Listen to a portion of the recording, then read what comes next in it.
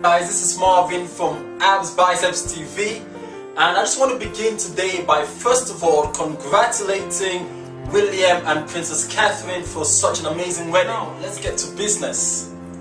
Today's session is going to be a different kind of session. What I'm going to do in this session is I'm going to answer a lot of questions that I've received from most of you. I received emails, and what I've done is I've printed some of the questions out, and I'm just going to answer these questions very quickly, and I hope that this is going to help. Most of the questions are based on tips and techniques on how to lose weight and how to maintain that weight off over a period of time.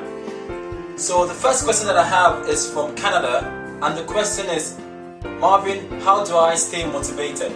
So the question is, how do you keep yourself motivated?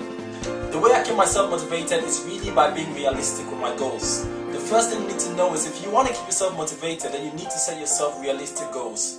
The more realistic your goals are, the higher the chance of you achieving these goals. So according to science, a realistic goal is losing between 0.5 or between half to 1 kilogram a week. So try to set yourself goals, but once you have your big goal, which is maybe to lose about 10 kilograms in the next month, what you want to do is break that down into weeks or even possible days. So break the big goal into little chunks, and that has helped me stay motivated.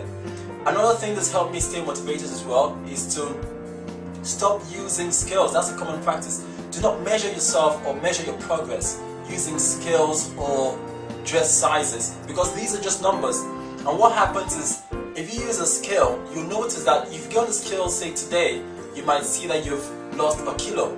But when you get on that scale the day after tomorrow, you might notice that you've actually gained a kilo. So scales are not really reliable, and they're not the best to use in terms of progress. What I would advise you to use, or what I've used in the past, is use your clothes. Your clothes are the best measurements in terms of your progress, because you need to get, like, say, some jeans or a shirt or something that you want to fit in, and all you have to do is keep trying this on until you fit into it. And that is a better measurement, because it's going to measure how much you lose in inches. So it's a lot better than the scales. So don't use scales, don't use numbers, dress sizes. Just take some clothes or take something you want to fit into and keep trying that on all the time. The second question is from Germany, and this is actually in English, and it's asking me, how do I develop my physique? So Marvin, what is the secret to developing your physique? The secret to developing a good physique, or the secret to losing weight, is to be consistent. To me, that is the ultimate. Consistency is the key, because when you're consistent, consistency is what produces results. You got to be consistent in your exercise, and you got to be consistent as well in your diet. So anyone that knows me, I've been training for 12 years, and the one thing that is so common is I've been consistent all this time, and consistency is the key to producing results. So it's not really whether you're gifted, whether you can really lose the weight. It's not whether you have the ability to lose that weight. The question is really, are you consistent? Do you have that drive that you can keep that going for months, for years, and keep eating healthily and keep exercising? If you can do that, then you will produce results. So that's been the secret to me, it's consistency. The next question is from England, from Nottingham, and the question is, what is the best exercise for weight loss? There are many exercises out there that you could do for weight loss, and any exercise that's going to increase your metabolic activity also has a higher chance of obviously helping you lose weight. From my experience and from talking to athletes and from seeing what other people have used, there's a very powerful technique called interval training that really helps you to burn fat quickly. So if you're really keen about losing weight, about burning fat, then you want to start incorporating some interval training in your daily training routine. By interval, I mean you need to do exercises where your heart rate sort of goes up and down. So I'll give you an example. An example of an interval training that I've used in the past is I normally sprint outside for about a minute. So I'm going to go outside and I'm going to sprint for about a minute, and then walk fast for 2 minutes, and then sprint for a minute, and then walk for 2 minutes. So what's happening is my heart rate keeps going up and down, and that sort of training sort of boosts your metabolic rate, and that has a very, very powerful effect in terms of burning of fat. So if you're keen about burning of fat, then incorporate this sort of trainings, and you can learn about interval training from many books, from the internet. There's many sources out there. The final question is, what can I eat? How do you eat? Well, again, diet is very important. Many people ask me, what sort of things do I eat? The question is not really what sort of things I eat. The question is what principle I apply when it comes to nutrition, when it comes to my diet.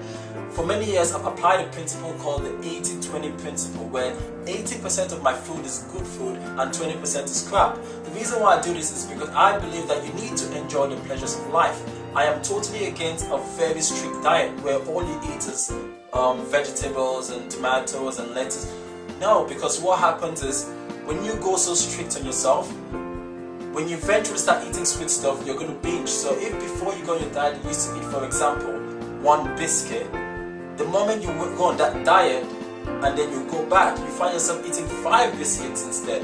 So I believe in eating healthy 80% of the time and allowing yourself that little 20% where you can eat junk food.